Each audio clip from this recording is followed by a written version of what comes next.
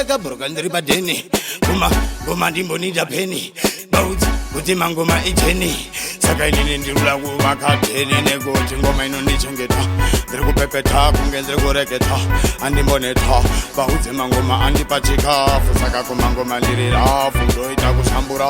mangoma kandinodambura namwedeva rekutambura kandinenge ndakatakura nasunonotaura baudzi mangoma kuti nekuti ndiri kwezima mudhumutu mangoma pandirini futu akuti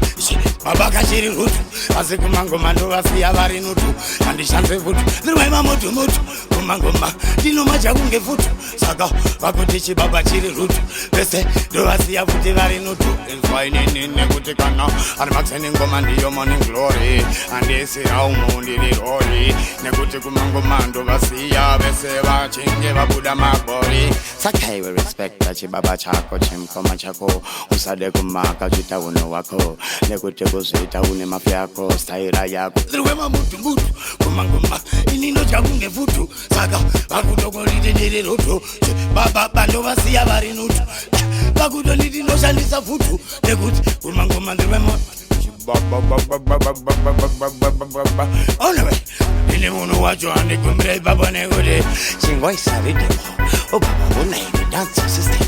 nekuti ndaimba uchatiri mutsemo usikazive kuti chibaba nekuti ndinokumbira mwari chaita mari vaudze zvangu izvazvise zvendari ndoshandiri arizidhiri yangu iskiri vaudze ndatuka piriviri nekuti vana mama vana baba vana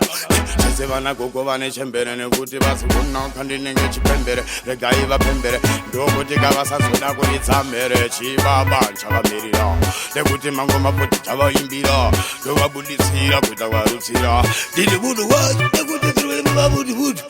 kuba idirikatisi gutu ndovasiya nekuti vakutidiri rutu nekuti vazivoda kuti ndenge iye futu ndinenge dziri pahutu saka ndinodye futu andishanze futu